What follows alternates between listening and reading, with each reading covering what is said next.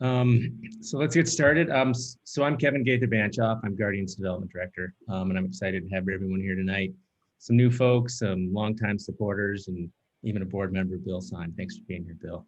Thank you, everybody, for joining. Should be intimate and informative, fun hour, and I am recording it so that we can also share it with some other supporters who couldn't make it here tonight. We're going to have we have a 40 to 45-minute program, which will be followed by a question and answer session and discussion. So if you can please hold your questions until the end and then mute your computer until we're at the discussion part. That'll make sure everybody can hear. So now I'd like to do a brief introduction of Guardians Executive Director John Horning to kick it off.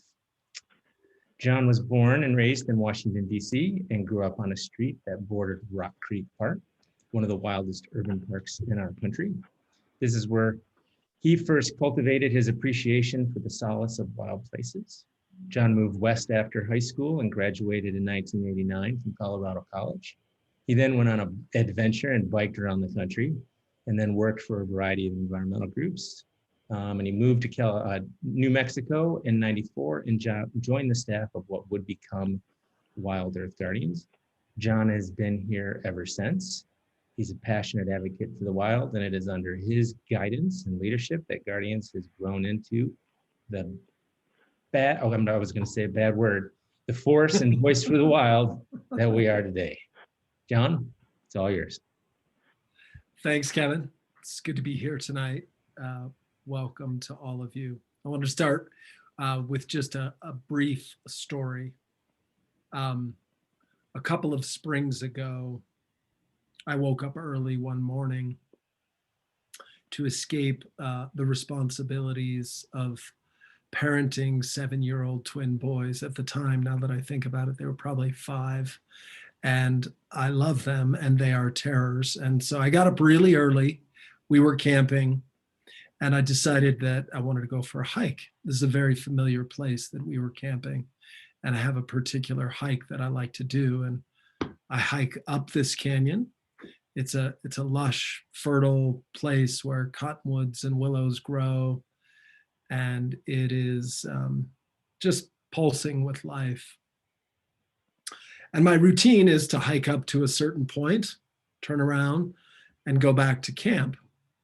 But on this particular day, it was probably a Saturday or Sunday, I decided rather than to return to camp, to head further down canyon. And in part, the reason that I like to go further down canyon is there's this massive thicket of coyote willow. And if you don't know coyote willow, in winter and early spring, it's got the hue of red that is one of my favorite colors in the world. And like all woody plants, it's got just a rich smell, and in New Mexico, the wind is always moving. So a thicket of willow, this big thicket of willow, sort of dances like waves along the shore of this small creek. And so I entered this thicket, and I've seen little Cooper's hawk chasing birds there, and seen little screech owls. And so it's a place that has drawn my attention before. And on this day, like I have in the past, wound myself through the thicket till I came to an opening and looked to the other end of this particular opening and saw a bobcat. And it was a bobcat whose outstretched arms were caught in a steel leg hold trap. The bobcat was dead, and it had probably been dead for anywhere from a few days to a week. And it was a quite jarring experience, especially because the body was somewhat compact, and this hand, this front leg of the species of the bobcat was outstretched in almost this, what I felt like was a plea for help.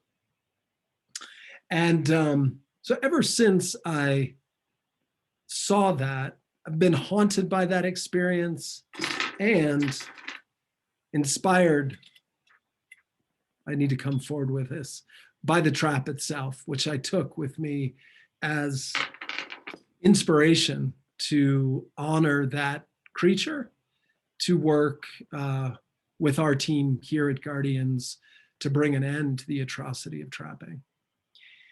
And so tonight is an opportunity for us to talk about our work on trapping and what we're doing, what we've done, and to honor not just that bobcat, but the countless numbers of animals, from the majestic to the small, from the endangered to the common, that have died tragic, painful, brutal deaths at the hands of indiscriminate traps.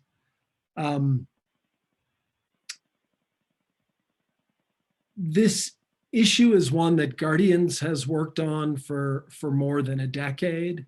And ultimately it is driven not only by the horrors and the sort of atrocities, but also by a deep desire for what I call compassionate coexistence with, again, the endangered and the common and all the sort of the small and the great species that that inhabit our lands and animate the landscapes and inspire us with their beauty. And so I'm excited to get into the thick of these issues. And we thought we'd start by sharing a video that highlights the nature of the problem and in part what we're doing about it, just to set the stage. So Chris is going to play that video for us now. All right, if I can figure out my technology, you all will be hearing none other than one of our participants tonight, very briefly, very shortly, I should say.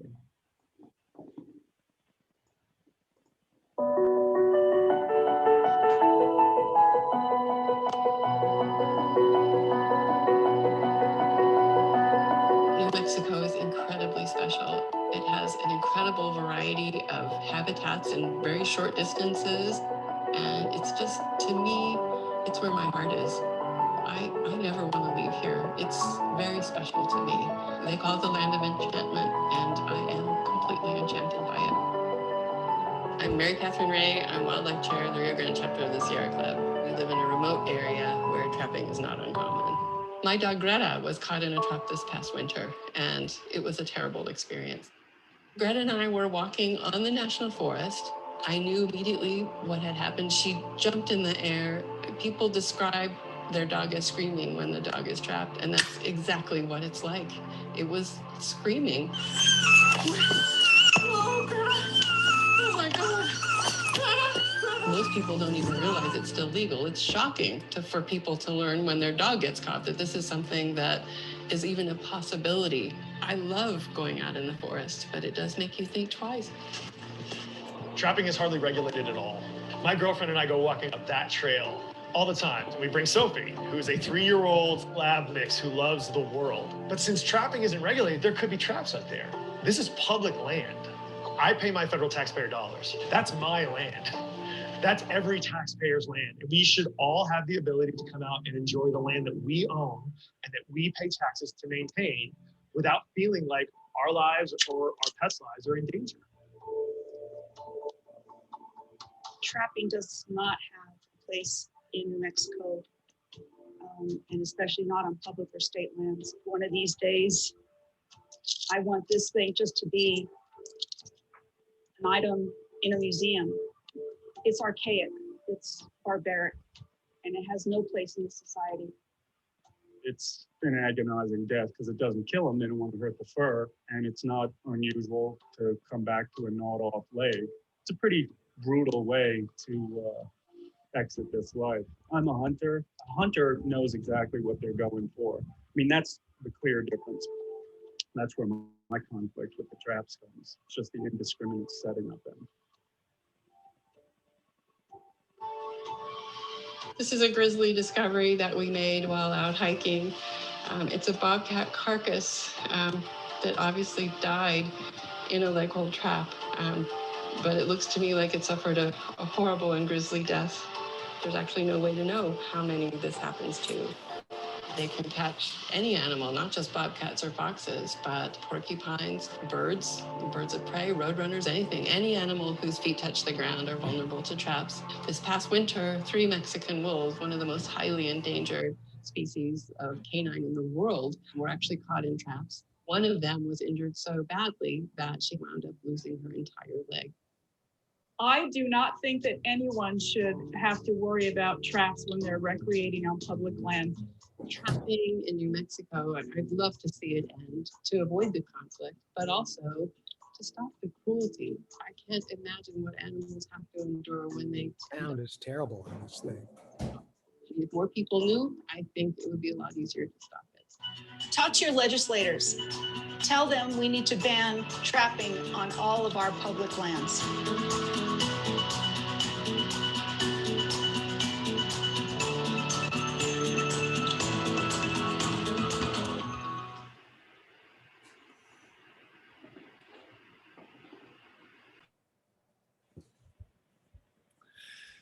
So that's a video that we put together as an educational tool for our campaign in New Mexico to ban traps in New Mexico. And what we wanted to do now was to spend a little time talking about the campaign in New Mexico and use that as a springboard to talk about both other efforts in other states and federal efforts as well. So with that, I'm going to hand it over to you, Lindsay. Thanks, John. Yeah, I'm sure like many of you, that video is really hard to watch. And it's upsetting to me as somebody who has a dog and who's been a wildlife lover for a long time. My name is Lindsay Lyris. I'm the Wildlife Program Director for Guardians. I'm actually based in Denver and relatively new to the organization. So I don't really know the whole history behind the trapping efforts in New Mexico. So John, I'd kind of love to hear, from your experience, why did Guardians get involved in this and how did this all start? I know it was over a decade ago.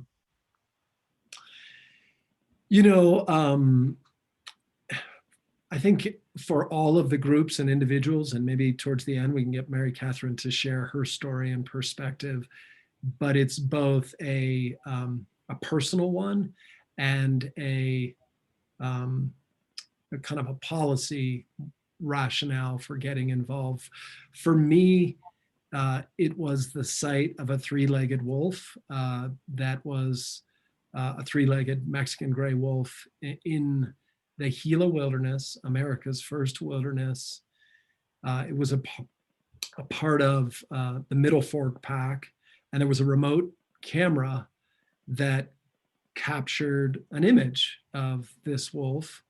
I forget if it was the alpha male or alpha female, because the other wolf also was on 3 legs because it had had a leg amputated from a gunshot wound.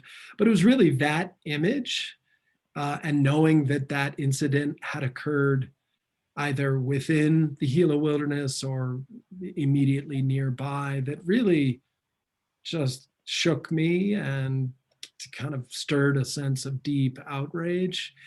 And even combined with that, there's the political and policy context that even under Democratic governors who we thought of as environmental leaders, they would appoint these commissions and have these state wildlife agencies, at least here in New Mexico, that really just thought, yeah, trapping was a part of good, normal wildlife policy. And so those two kind of realizations were the reason for Guardians getting involved. And at the time, I remember there was a really important strategic decision for us to make about whether or not we would try incremental changes with the Game Commission and the State Wildlife Agency, or if we were going to be more bold, take the more bold and precarious route of trying to build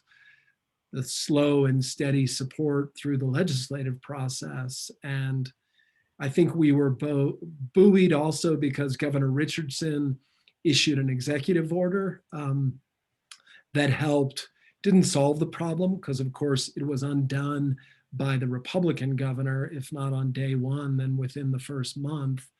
But he issued an executive order that elevated the profile of the issue and that banned trapping within Mexican gray wolf habitat.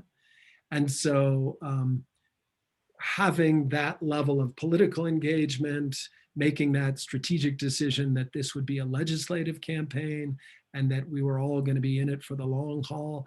And then those searing, painful individual experiences, whether it was through an image or something even more disturbing than that, I think all those things were catalysts for Guardians and for other groups and individuals to get involved.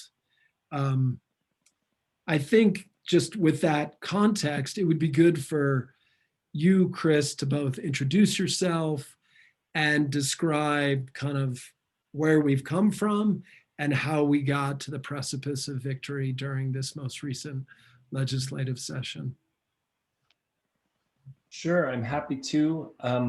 My name is Chris Smith. I am the Southern Rockies Wildlife Advocate for WildEarth Guardians. And I would be remiss if I didn't acknowledge, although I already have a little bit, some of the activists that are here with us today, including Jean and Peter Osorio, from whom I've learned more about Mexican wolves than probably anyone else, and Mary Catherine Ray, whose voice you heard in that video, and who is the longest tenured anti-trapping advocate in New Mexico that I know, at least. So wanted to credit them because I learned a lot from them and still do. But I came to WildEarth Guardians about 3.5 years ago. It was kind of a return home for me to New Mexico, where I was born and raised, after having spent some time in other places, kind of learning about conservation and grassroots organizing. And I came into this Trap Free New Mexico campaign and coalition that had been built up and found success and found a footing in the state over the course of 5 or 6 years prior to my engagement, and was working towards this statewide ban on public lands trapping. And as I mentioned already, I had a lot to learn, learned quite a bit from the activists already enrolled in that coalition. But the three things that I came to realize fairly quickly after hitting the ground is we needed to raise the profile of the issue statewide.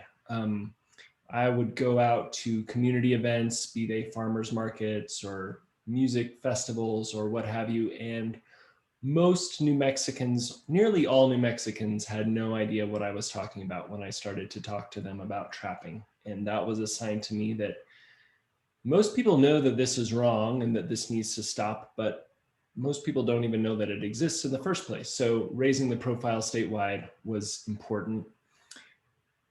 Because this was going to be a legislative campaign, I wanted to target specific areas across the state where key legislators represent to raise the profile in those areas strategically. And that is not just geographies, but also demographics. We wanted to bring this message, educate people in important areas where we didn't already have activists, where we didn't already have a voice crying out for the end to trapping on public lands.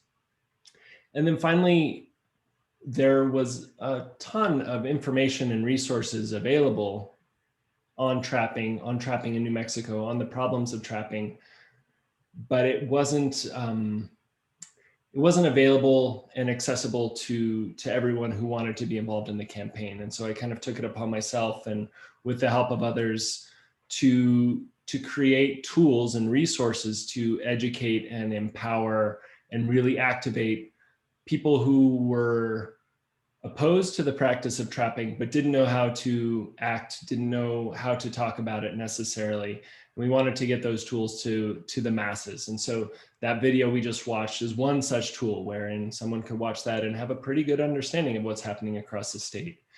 We have an interactive map of every trapping incident that we know about, including illegal trapping incidents, incidents involving Mexican wolves, incidents involving pets across the state, so people can go to that map and explore each incident and see pictures and read about them. And we just, before the legislative session, put out a big trapping report, which includes a lot of the hard data and science about trapping both in New Mexico and at large. And so those were kind of the three tasks that I took on, again, with help from our coalition and from grassroots advocates. And I think with that, we kind of started to win the media war. Not to say that there wasn't a media presence before then, but since my time at Guardians, I've seen, nearly every 3 to 6 months, there's an op-ed or an editorial in one of the state's 3 major papers decrying trapping. People are writing letters to the editor. Every time a dog gets trapped or a native wildlife species is found in a trap, there's an article in at least 2 or 3 of the papers across the state. And that helps to raise the profile, but it also helps because lawmakers, legislators, and the governor are presumably reading those papers. And we really, I think, succeeded in lifting up the issue and ensuring that people who are outraged, and rightfully outraged, that their voices are heard and that they're not isolated and they're not diminished. And so I think, to me, John, those were the big things that we managed to succeed in doing. One more question for you before I bring Lindsay into the conversation.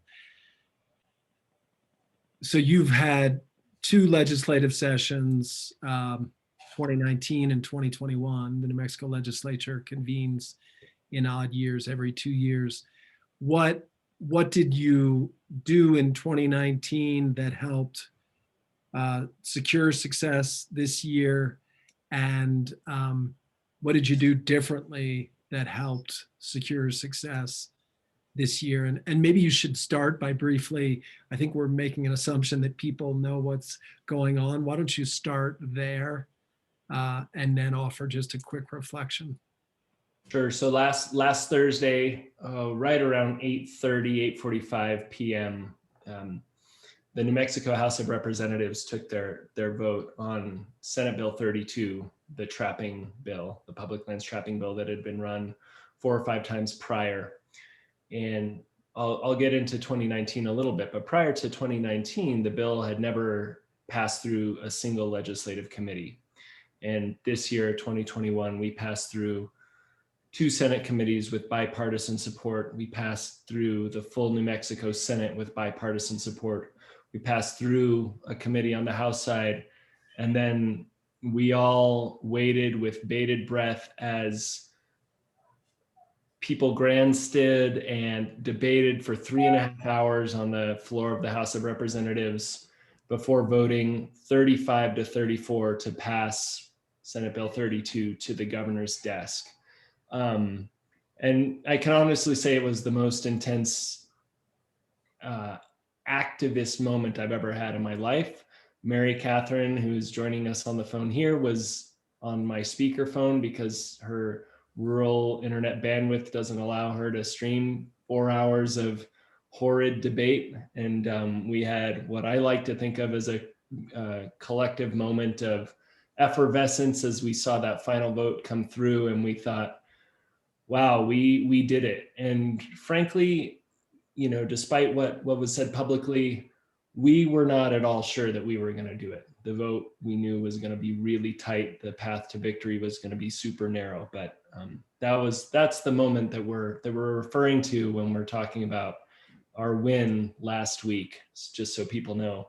And I think what I learned in 2019, besides the fact that my home state has maybe the most archaic and befuddling legislative process of all 50 states, is that we really needed to shift people's hearts and minds across the state in terms of how we think about wildlife, how we think about ecosystems, how we think about public lands. Because for a lot of people, this was a single issue vote. It was, do I care about pets more than cows? Do I care about safety more than the livelihood of trappers? And the reality is, this is a justice vote. This is about safe, accessible public lands. It's about the outdoor recreation economy that's going to move New Mexico forward.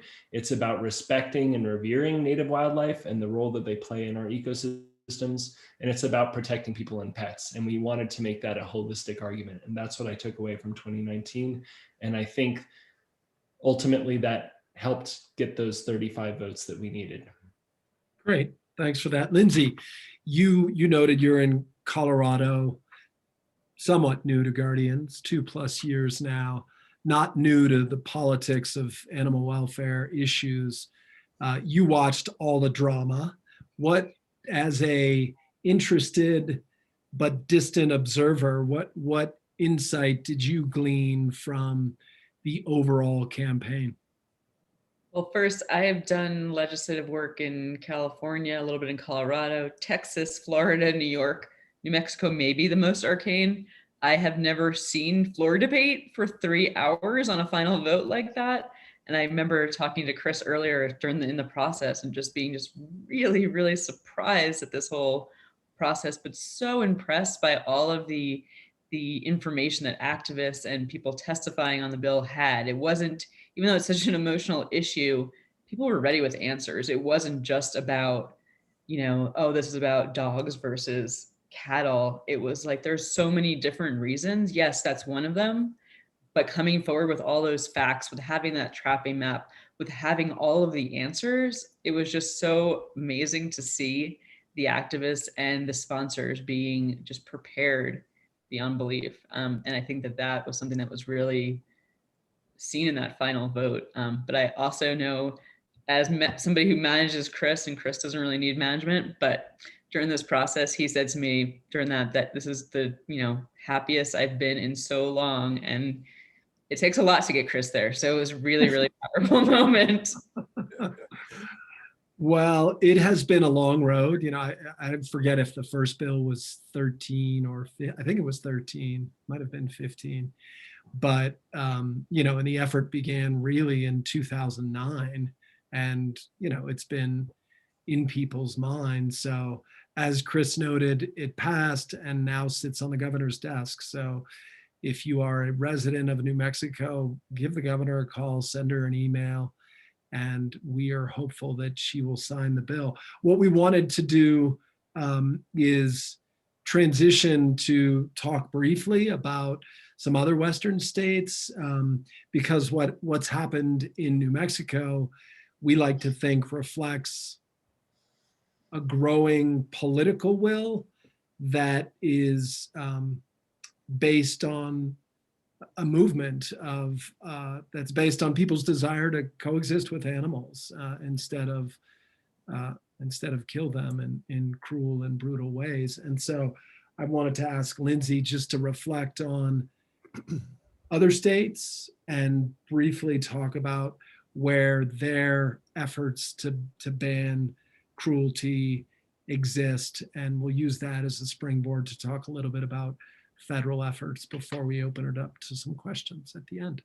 Sure. Yeah. And I think I've heard somebody say that, states are little labs of democracy. So what happens at the state level really trickles up to the federal level. And I was going back and sort of looking at when various bans have passed, and it's been 20 years, 21 years, at least in the Western US.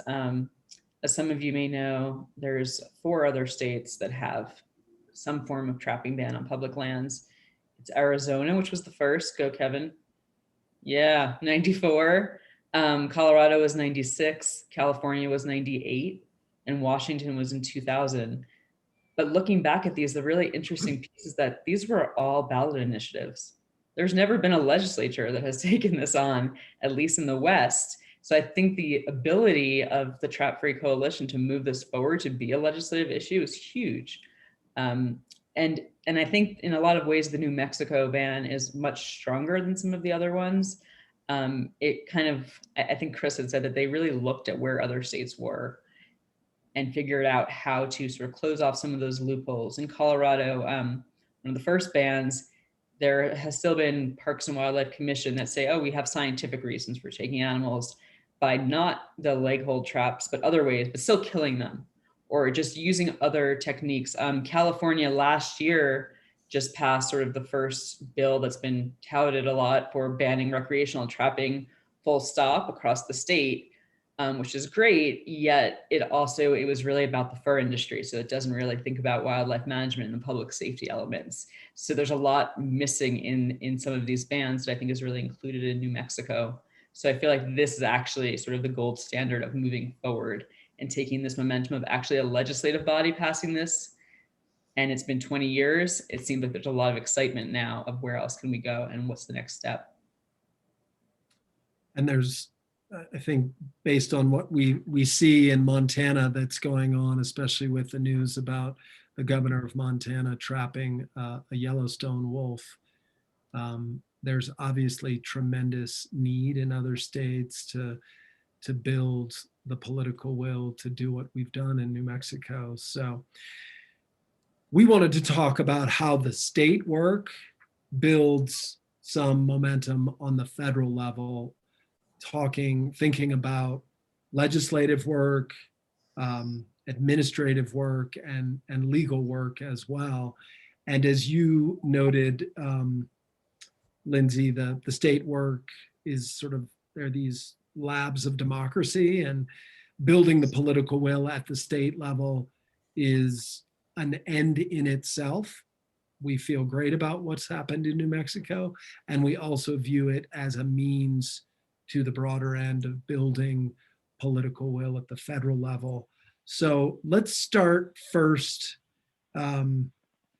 with, maybe I'll say this and then we can start with a question, which is, our vision is compassionate coexistence, which entails eliminating all these brutal tools on hundreds of millions of acres of public lands across the American West. That is our grand vision. And some of the work to achieve that vision is going to be done at a state level. Some of that is going to be done at the federal level. And so I guess what I'd ask is, anything to add to that vision, Lindsay? And then also, what are the biggest obstacles to making that vision a reality? I think that is the vision. The ideal vision is across all lands, private, public, what have you, but we are being realistic in that aspirational vision. So right now it's talking about public lands. I think when a lot of people think about this, they think it's the trappers. It's us versus the trappers. But really what it is, there's a whole industry of agriculture ranching that somehow feels this need to say that we need traps in order to protect our livestock, which I think is a fallacy that has been talked about. But I also saw it come up a bunch at the legislative session, and this vivid description of coyotes coming and ripping calves out of cattle as they're being born, and using that imagery to sort of contrast to dogs being caught in traps. And we're not taking away all the tools. It should be actually sort of a discrete way, if you actually have that sort of situation, to handle that wildlife. Obviously we want coexistence, but even if we don't have that, using a trap is not necessarily the only answer to dealing with that problem. And kind of getting away from, this is not us trying to take the agricultural industry and just hamper it and make it so that they have to lose all their cattle. That's not the other option. Yeah. They're a formidable foe. We need to keep that in mind as you noted, as our aspirations launch from what we hope is our New Mexico victory. Let's talk a little bit about the congressional, legislative, federal arena, and where we go from here with that. What are our aspirations now, thinking on the long horizon? I mean, we had that similar horizon here in New Mexico. What are your thoughts about the congressional legislative arena as a forum to advance the vision of compassionate coexistence? Well, we've seen some momentum already in trying to get there, not necessarily with traps, but as Chris has pointed out, traps is sort of this catch-all for poisons and snares and those sort of things. And a few years ago, there was an incident with sodium cyanide bombs, M44s in Idaho, involving a 13-year-old and his dog. And as a result of that, a bill called Canyons Law has been introduced the past few sessions, and that would ban sodium cyanide devices, which is actually going to be covered under Roxy's law in New Mexico and been banned in a few states. So seeing some legislators getting behind that and the reintroduction of that will happen this year is sort of an initial first step. There's certainly champions that we've looked towards and kind of looking at who can lead the way on this. I think that it's important to get sort of the right champions. Interestingly, this morning I was just on a discussion with a bunch of wildlife folks, a lot of them in DC, talking about chatter on the Hill, which is sort of like the lobbyist term for people are talking in the halls about, because of the bad things happening in Montana with wolves and trapping is becoming an elevated issue.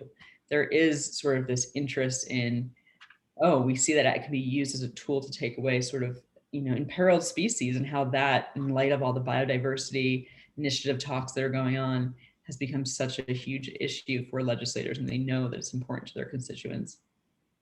I want to bring Chris back into the conversation. You touched on this, Lindsay, but as we push to engage on the federal level with a handful of bills, broader, narrow in scope, what's the path, what's the strategy that's going to increase the likelihood of success, not in the short term, but over the long haul? That is a really good question, and I've been asked this by grassroots activists in other states. What did you do in New Mexico? What can we do? And I've been asked this by WildEarth Guardians staff. How do we replicate this? And I've always been really, really hesitant to say one state's playbook replicates what we should do elsewhere, or is the playbook by which we should act elsewhere. And I think that that's still true, but I would caveat that with New Mexico is a really hard place to get things done. I mean, we have a system that makes it difficult. We have political history and demographics that make things difficult. We have all kinds of challenges, and we've managed to overcome those. And in some ways, I think New Mexico is the playbook. And there's a few key things that I think we were successful in doing here, and we continue to be successful in doing here, that we can translate to other places.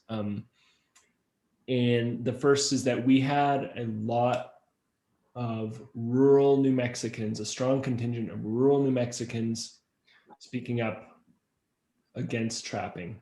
Mary Catherine is a rock star among them, but we had a good cohort of people who were really vocal, opposed to trapping. We had a diverse mix of demographics who are opposed to trapping. We have ranchers who are opposed to trapping. We have farmers who are opposed to trapping. We have hunters who are opposed to trapping. And that can be replicated elsewhere. And when we're thinking about federal congressional strategy, I think what we need to do is we need to elevate those voices. We need to educate and empower those people to talk to their representatives and find those representatives that will reflect those voices in Washington, D.C. And I more and more think that that's possible to do. It's not going to be easy, but I think that is in some ways the playbook, because trapping touches on everything. Trapping is cruel, it's dangerous, it's not scientific. And for almost any issue, if you have those three things, you can pass legislation. It may take a long time, but we have it. So that's what I would say to that.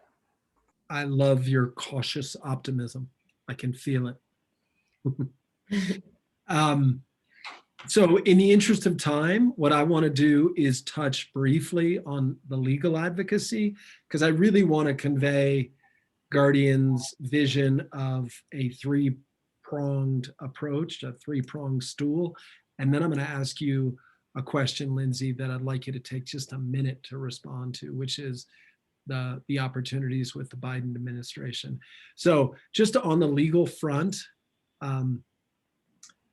we did not, in the last month, we settled the 6th or 7th or 8th lawsuit against the Federal Animal Damage Control Agency. It, like all the other previous legal settlements, has constrained the tools and the geographies on which this agency, which has existed for essentially a century and that kills more than 1 million animals every year, it has constrained the tools and the geographies where the agency can operate. Each one of those legal settlements gives us the opportunity to shine a spotlight on atrocities, to keep the agency's visibility high, and to enroll and engage our membership and keep pressure on political leaders. So the legal strategy continues even as the grassroots political work goes on. If you want to know more about that, we're happy to talk about that both with questions and offline. In a minute, Lindsay, what are your thoughts about the opportunities with the Biden administration, especially in light of the star of our video, no disrespect, Mary Catherine, but Deb Haaland, now our Interior Secretary, who said quite clearly, people should not have to suffer the threat of trapping on our public lands. Your thoughts there? It is fortuitous timing that the bill passed. We have, a champion in the Biden administration. We have discussion about biodiversity resolutions and a whole government approach. And we can look to Deb Haaland to be sort of our champion and our ally in driving these policies both forward on Department of Interior lands, which we know there's millions of acres of BLM land, refuges, and also to look to the USDA on how we can do that in Forest Service as well. And we're hoping by cultivating that relationship with her, making her a champion, that we can actually change the way lands are managed at a federal level. And it's a really great opportunity. That's great, thank you. I would add to that all these New Mexico legislators are newly educated in some cases, newly mobilized in some cases, and that they can become our allies, just like other state legislators and other elected officials across the West. So we're hopeful to be engaging not just New Mexico legislators, but legislators from other states to then take that message to Deb Haaland. Chris Smith wants to add something. I do. I would be, again, remiss if I didn't point out in the video, one of the people you saw was at that point a citizen activist, Brenda McKenna. And she represents the inverse of what you just said, John. She was an ally, longtime wildlife advocate in New Mexico, who is now in the New Mexico Senate and was one of the sponsors of Senate Bill 32. So while we can turn legislators into allies, as a grassroots organizer, I have to say this, we can also turn allies into legislators, and that in sometimes is way more powerful. Go ahead. That's awesome. Thank you for sharing that. So before we get to questions, I just want to underscore that we scheduled this call, this gathering, intentionally, with either wanting to shed tears of having lost at the New Mexico legislature, or with the opportunity to say, look, we've got a vision, we should be raising our glasses. Thank you, Marilyn and Bill, to the work that's been done, not only over the last 2 months, but over the last dozen or more years.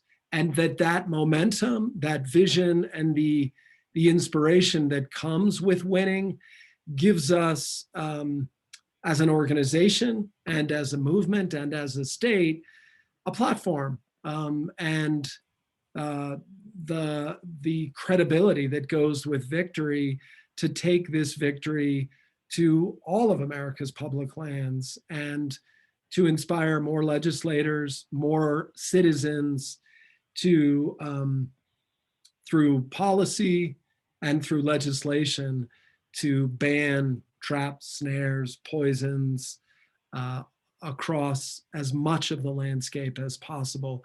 We are extremely excited about that, and we are looking to add staff in ways that can deepen our ability to deliver on that vision. And so know that your support helps us do that work. And so with that, I would like to open the floor to questions in our final 10 minutes, and maybe even for Mary Catherine to not only for us to salute her, but to give her the opportunity to share perhaps your perspective on all of this, Mary Catherine, given that you've been there since day one. Gosh, thank you guys. And it's so fantastic listening to you all talk and tell the story about basically how we came to this point in time. And yeah, my dog being caught in a trap in 2018 is kind of like the bookend to the first time I ran into a trap, which was on my birthday in December in 2003. A trap that I just luckily kicked where it was hidden under sand so that it didn't slam on my dogs or me. It just slammed shut harmlessly. I was kind of shocked to see a trap. I'd never seen one before. And I started to walk away thinking, well, I need to watch out for that. But then I know, you know what? I need to go back and see how this thing works. And I could see how it worked, but I found out that I could not have opened that trap. That had it caught my dog, we would have been stranded. I would have been powerless to have gotten him out and would have to have waited for search and rescue to come because I was alone. I was hours from my vehicle and it would have been a long hike back. I would not have left a dog alone like that, trapped and hurting in the wild. And that moment changed my life, I have to say, the wrongness of it and just at so many levels. And that same week, a friend of mine in the Sierra Club had led an outing on which a dog got trapped. And we were both just talking about like that. How can this even be allowed? And the two of us, I remember going to a game commission meeting thinking, well, yeah, how can anyone think this is okay? Game commissioners surely can't be aware that this is happening and this could happen. And we got to the game commission meeting and my friend leaned over to me and quoted the charge of the Light Brigade into the Valley of Death. And that was also quite eye-opening. And it became clear that this wasn't going to be something that was going to change easily. And over the years, you just keep trying. And when things look very dark, I mean, I guess the best advice when you're going through a rough patch, just keep going so that you're never going to get out of it unless you just keep going.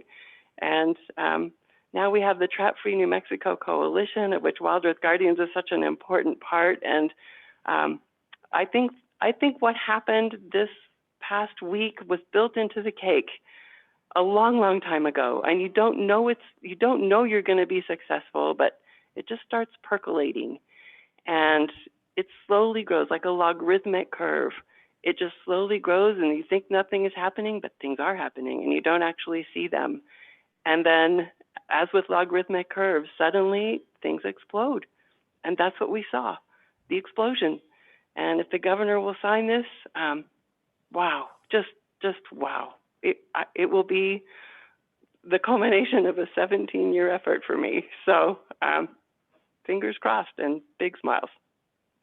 Thank you, Mary Catherine. That's beautiful. Thank you for sharing that.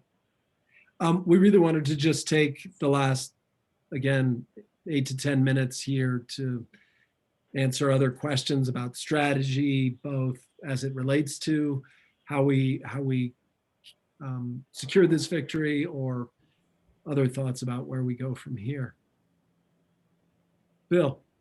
Yeah, I don't want to monopolize things, but Lindsay mentioned all these other trapping bills in the other states, and Chris can comment on this. I just want to know the details of this bill, you know, in a 1-minute highlights and the high points of the bill and how it's going to, you know, are they responsible for removing the traps, et cetera, and all that stuff. I will try to do this in 1 minute, Bill. So what Senate Bill 32 does is it prohibits the use of traps, snares, and poisons targeting wildlife on all New Mexico public lands. So that means Forest Service, Bureau of Land Management, U.S. Fish and Wildlife Service, Department of Defense, so White Sands Missile Range, state trust lands, New Mexico Department of Game and Fish lands. So pretty much every public land you can think of.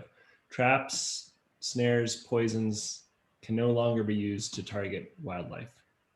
So that's the most simple thing. There are a few exceptions in the bill. If you know, a mountain lion is prowling on a public school playground, you bet a government entity can come and put a leg hold trap out and remove that mountain lion because it's a public safety risk, an imminent public safety risk. Bona fide scientific research. If you get a permit to do real research for, you know, an academic institute, you can do some trapping, but not lethal trapping. You can, if you're having, you know, a coyote eat your cows every night, which is fairly rare, if I'm being honest, you can call the Department of Game and Fish and they can come and use non-lethal traps to remove that animal. And then you can use a cage trap to recover a feral or domestic animal that is lost, essentially. Then the final exemption is members of federally recognized tribes or pueblos can trap on public lands for ceremonial and religious purposes. So if they need to use, you know, a pelt or something like that for a ritual that is hundreds and hundreds of years old before the advent of exploitative mass commercial trapping, then they're allowed to do that. I hope that helps. So Chris, one question I have is who is responsible for removing the existing traps that are on public lands? Is that covered in the bill? So any trap, once this bill is enacted, once it becomes in effect, is illegal. Typically trappers move their traps around every day or every 2 days. So there aren't necessarily historic traps set out on the landscape, although there are some that are forgotten. But more than anything, this will prevent anyone from setting traps. And the Department of Game and Fish will be relied upon to police that. I'd like to get to a couple questions in the chat box. This one's from Trish. I thought state law did not compel federal land managers like U.S. Forest Service and BLM to comply with law. How did you overcome that, Chris or Lindsay or even Mary Catherine? I'd be happy to hear Lindsay's perspective, but my understanding, not having gone to law school, is that in matters of wildlife, the feds typically acquiesce to the state policy, including on federal land. And Peter may have something to say as well, or Lindsay might have something to say. Yeah, I mean, that's kind of it's a tricky area because on the one hand, we would like little state land we want federal land managers to institute these policies that we want on federal lands if we do trapping bans. But yet, yeah, the state of things right now is that state wildlife officials regulate hunting and trapping, and this is part of that. So it's sort of like the land versus the resources that are on the land. And the resources are supposed to be managed by the state in terms of wildlife, whereas the lands themselves could be federally managed. That is my understanding. I don't know the law itself and assume this came up during sessions at some point, but happy to hear from others who might know more. You know what I would add to that is the state couldn't do something that undermines federal policy. States, generally speaking, can do things that are more protective than federal policy. And so this is true in other arenas unrelated to wildlife policy, where states can add greater protections under the Clean Water Act, for example. So there are lots of areas where states can, again, add protections, but they can't do things to weaken protections on federal lands. Well, you know, it's kind of a gray area for me because we had three, our legislature is like yours every other year. Mm-hmm. And we had three spaced apart of a couple of years. And the last one that we had, this is just one example of what I'm talking about here. I could go on all day, but I won't. But we finally got the legislature to say, yes, there have to be warning signs on the trailheads and so forth. And we have not had any cooperation from the BLM. And they're telling me that, that they're federal and they don't have to worry about state law. Whereas we've had cooperation from the Forest Service. I think that speaks more to the dysfunction of BLM culture. Yes, that transcends even the Trump administration. And so that's worse under the Trump administration for sure. Let's take just a few more minutes if people can stay. Bill had another question. Well, how confident, just a really brief question, how confident are you in the governor signing this legislation? That's the $1 million question, Bill. I feel like she should and she will. I mean, certainly we can all call and do that, but is there anything else we can do?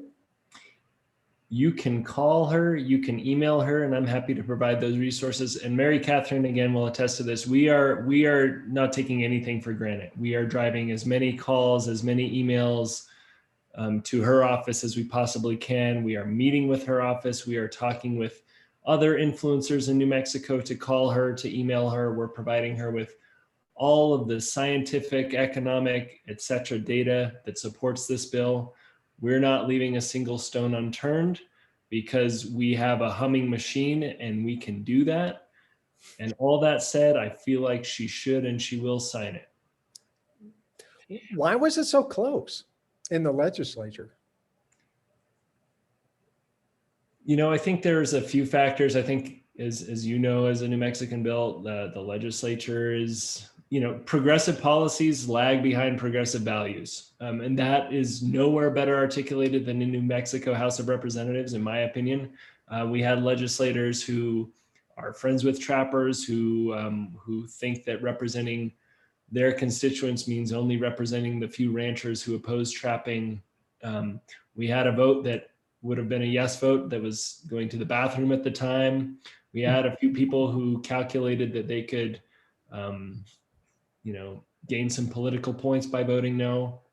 So a whole mess of things made it closer than it should be, but we did what we needed to do. Now it passed. It passed. Peter, did you have a comment that you wanted to make? I thought I saw. Yeah. Two separate things. One, I like your earlier articulated vision of coexisting and respect for wildlife on the landscape. I would contrast that also with identity. We want to get people to self-identify with the New West. And that's a little amorphous, but I think it's going to be important, and I think history and time is on our side in pushing that. Certainly, a state emerging from a colonial status and heavily dependent on creating recreation and values, quality of life values should be in the forefront. But what I really wanted to say is, Gene and I have been activists for quite a while, and we support a lot of organizations. But this particular effort, this campaign, which we're really only on the fringes of and only know small portions of it, strikes me as probably the most effective campaign in a military sense. You've got disparate groups with somewhat overlapping interests and somewhat divergent interests, but they're overall cooperating on the major goals, if not each individual tactic.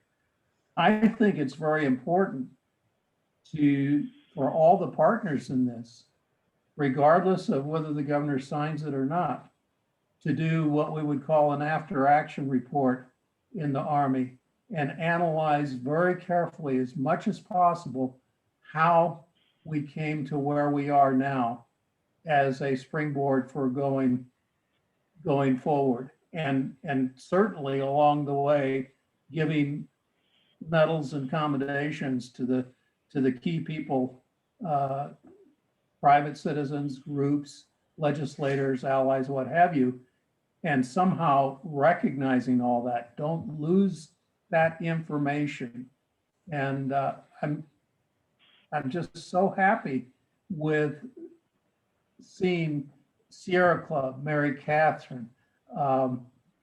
We talked to defenders about supporting this. Certainly Guardians has been on it a long time. Southwest Environmental Center, Kevin Bixby, Bill McCamley, from down here. Yeah. I don't know who could systematically do it, but whether it's an intern or something, I think it's worth actually spending some money and some time to capture the moment, because it has come so far. And frankly, we are so happy to have been a tiny, tiny part of it. I'm done.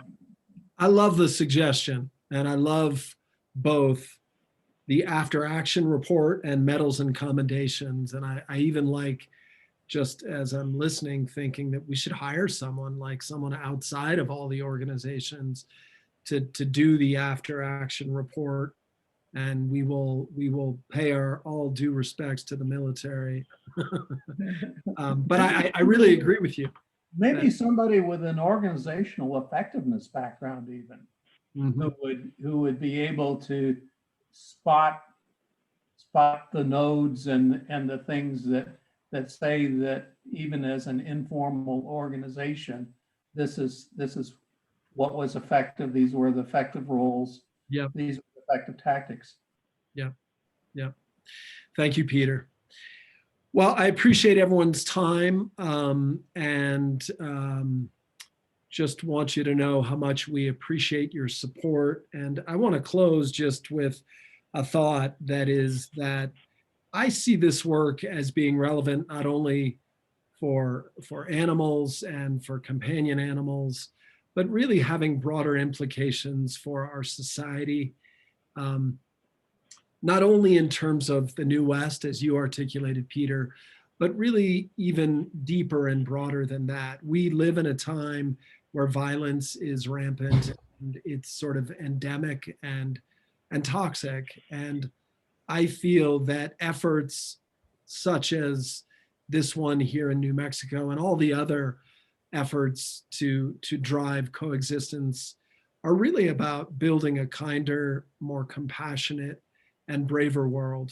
And that's desperately needed in these times. And so the more that we can support leaders and call on leaders to create the world we want, a kinder, compassionate world in which we can coexist with animals, I think it bodes well for our efforts to coexist with one another, not only within this diverse country, but within this very diverse world. So thank you again all for your time. Thank you, Chris.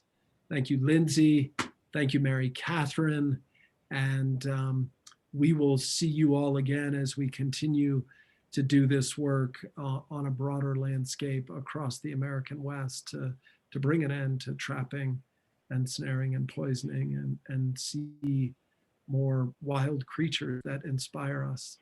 So thank you all. Thank you all. And I'll hang out here in case anyone has some general questions. I may not be able to answer them all if they're too specific, but I'm happy to hang out. Thank you. It's good to be with you all.